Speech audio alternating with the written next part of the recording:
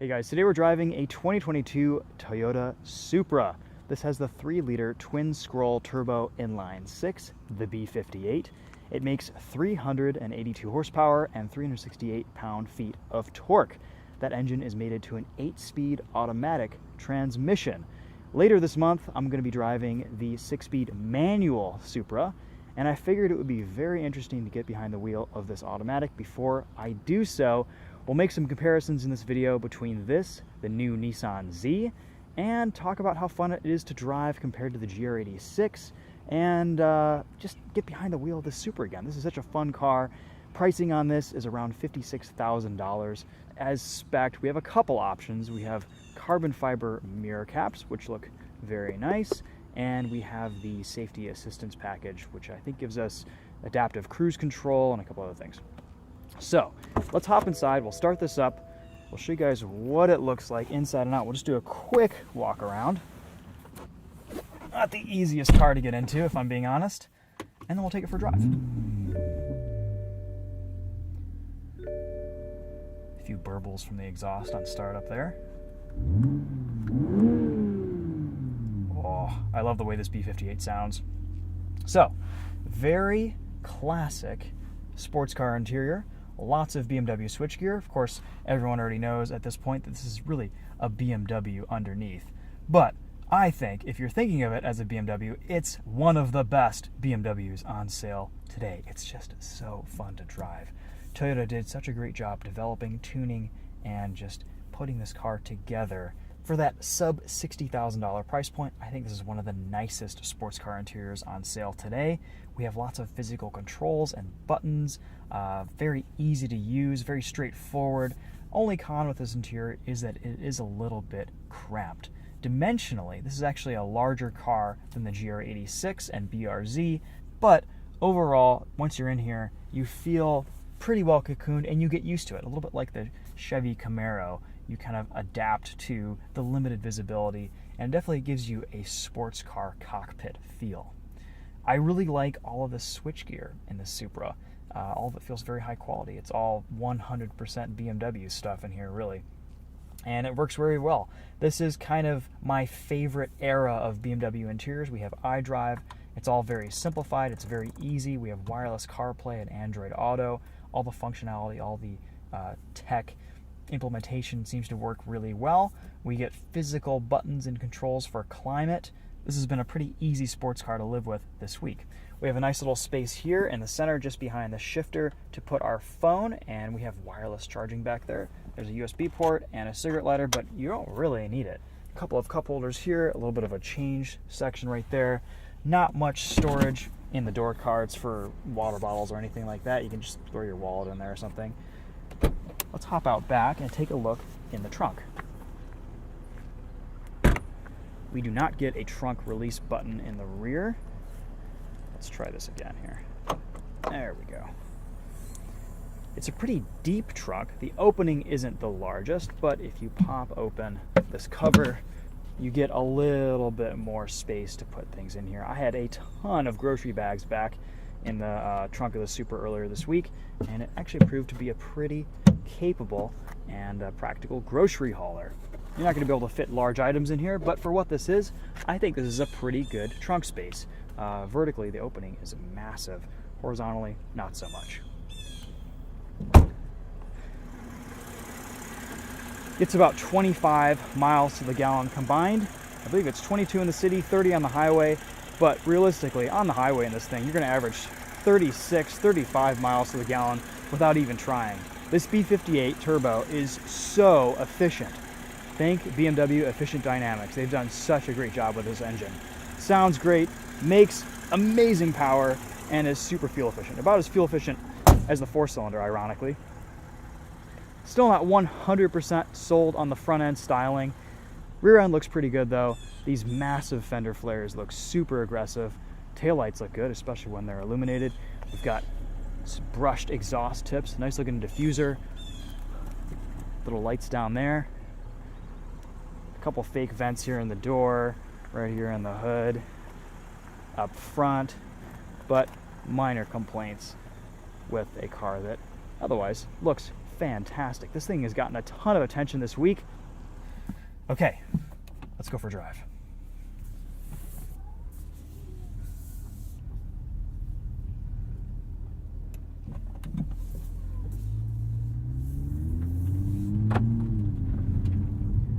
All right, let's talk drive modes. This will default to starting out in normal mode. Stop-start will engage pretty frequently. It'll make shifts at the lowest RPM to save on fuel. Transmission programming, suspension tuning, steering feel, engine programming, it's all pretty smooth and subtle, and it just feels like a normal 8-speed automatic transmission made it with this B58. Nothing too special. You put it into sport mode, and things liven up a little bit. And you can configure an individual setting with this sport mode, so you can control your damping, steering, engine, feel, transmission programming. I have engine and transmission set to sport, damping and steering set to normal, which I think is kind of my preferred setting. The transmission programming in sport is a little bit rough and jerky, so we might adjust that and tweak that as we go through our drive today, but it makes good noises, and you can hear you get a slightly more aggressive exhaust tone too. Some burbles and pops from the rear end back there.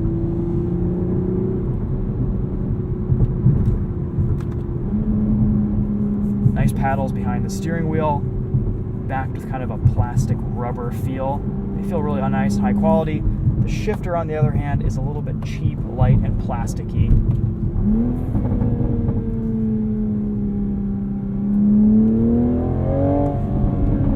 One reason why I'm looking forward to the 6-speed manual in this car. In sport mode, stop-start will not engage.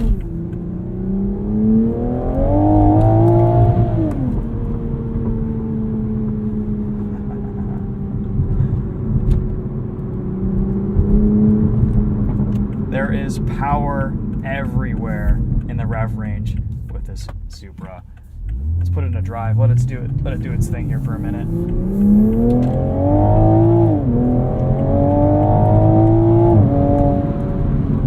It just keeps pulling. Turn in is really sharp, very immediate.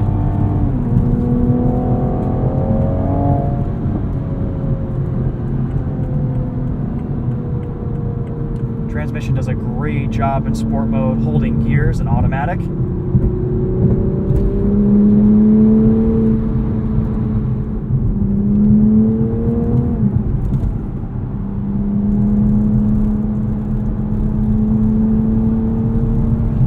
Just a ridiculous amount of mechanical grip.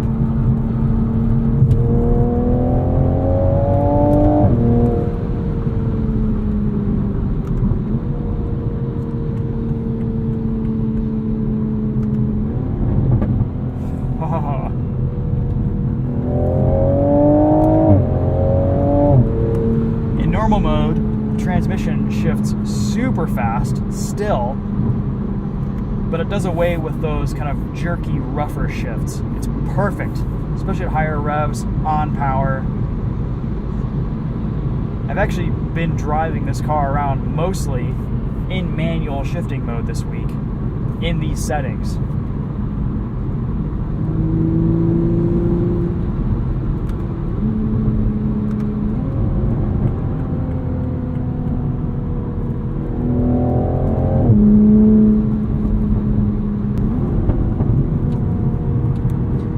Where this car really shines is in the handling department. It is just so sharp.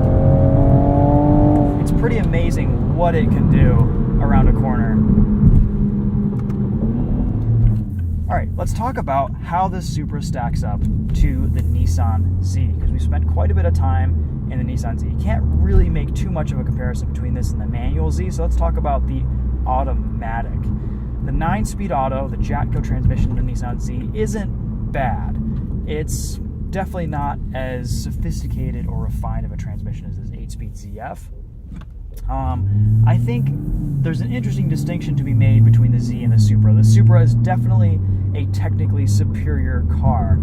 Everything about it is arguably nicer and better and better built, more well made. The But the Nissan, I think, might be just a little bit more fun. It has lower grip tires. It kind of slides around a little bit more. There's a bit more drama to the driving experience, whereas this Supra is a bit more of a focused, serious car to drive and experience behind the wheel.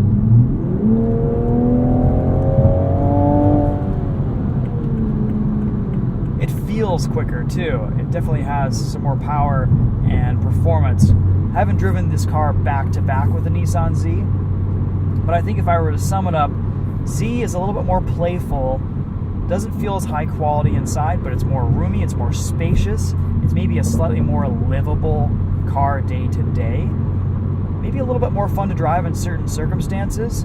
It offers a manual transmission, comes in a little bit less expensive, low 50s instead of high 50s, but the Supra, I think, is overall the better car for the money. We'll see how the manual transmission Supra is. Right now, the big win with the Z is that it offers that 6-speed manual, and it's pretty good to drive. It's a lot of fun. It's a great long-distance grand tourer, super comfortable on the highway. This Supra is pretty good too. No major complaints in this car except for visibility. The ride is a little bit on the stiffer side, but it's not punishing, and I think it's easily a dailyable suspension setup. They've done a pretty good job balancing ride and handling with the suspension tuning here. Even in normal mode, it feels great. Sport mode, things stiffen up noticeably, but it's not too punishing behind the wheel. Nissan Z, I think, takes that comfort and NVH level to the kind of the next step. It's a little bit quieter, a little bit less wind noise, road noise, but overall, I think the two cars are pretty similar in terms of overall comfort.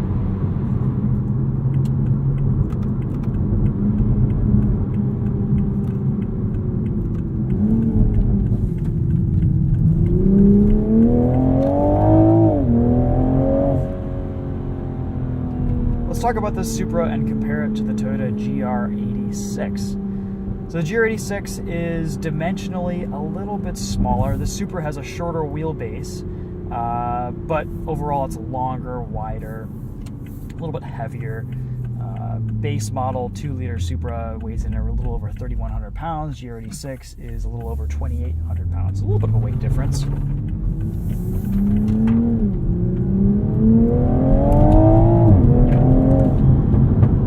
Obviously, the Supra is going to have better performance than the GR86 and the BRZ, but let's talk about fun to drive factor, because I think that that plays an important factor in people's decision making between these two cars.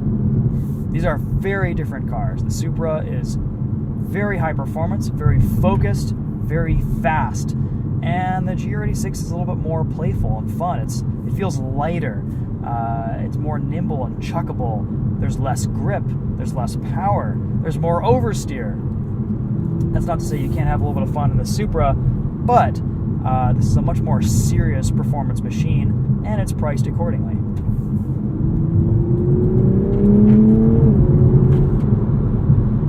Ultimately, it depends on what type of car you're looking for. Do you want slowish car fast, or do you want fast car fast? And I've got to say, I am continually impressed with the performance from this 3-liter GR Supra. It is really, really quick.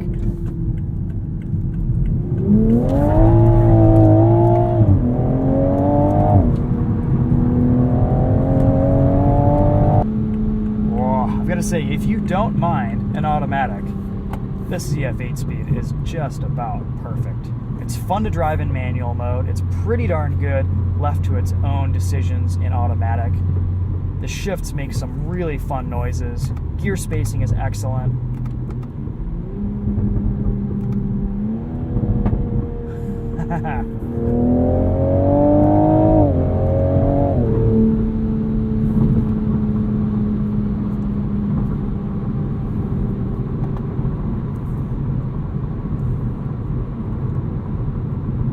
On the highway, 70 miles an hour, you're sitting at 1,800 RPM. That's why you're getting 35, 36, 37 miles to the gallon in these cars.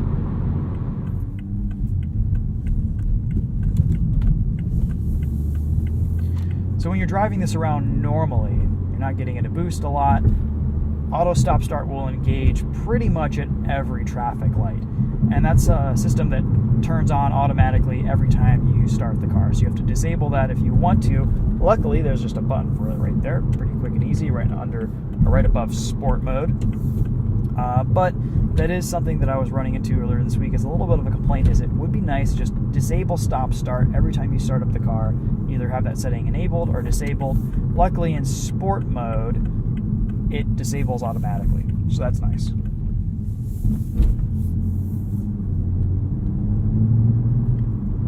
Give you guys just a taste of what normal automatic driving is like here.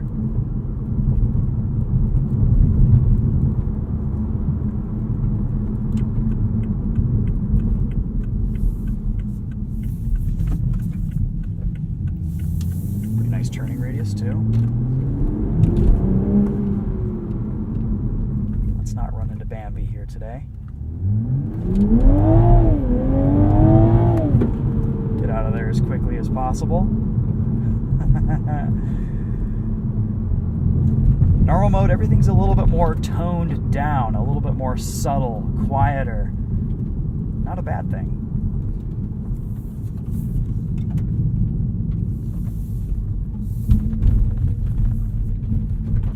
Of course, the aftermarket for these Supras at this point is massive. One of the major complaints with these cars from the factory is that there is a ton of wind buffeting at speed. Above 45 miles per hour, it's a little excessive. Under that, it's fine. But this is a car you want to listen to, you want to be able to hear and enjoy with the windows down, in my opinion, in the summer at least. And it's kind of hard to do that above 45 miles per hour. It's kind of a hard limit. As soon as you hit 46, wind buffeting starts. Luckily, though, that's a really easy fix. You can go into the aftermarket, spend $100 on a couple little pieces that just kind of tape right here, and that adds a little bit of a kick out to this section right next to the mirror, and that'll completely eliminate the wind buffeting, which is nice. The first thing I would do to a Supra if I owned one.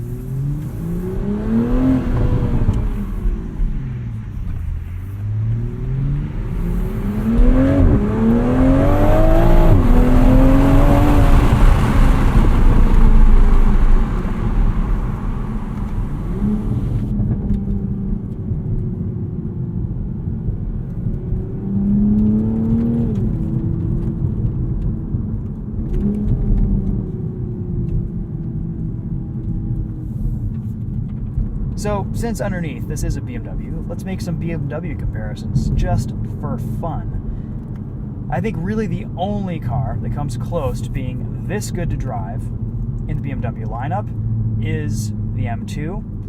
And of course, we just drove the M5 CS. That was amazing. Different car. But I prefer driving the Supra over the M3, the M4, the M5 non-CS. It is a really fun car to drive. It's set up beautifully. The steering is better than it is in a lot of other BMWs.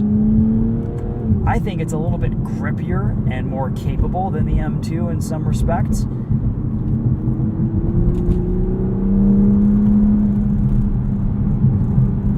This is the driver's car that we've been wanting from BMW for quite a while, and we've really only gotten from the M2. It's just been a bit of a shame that we haven't been able to get a manual until 2023.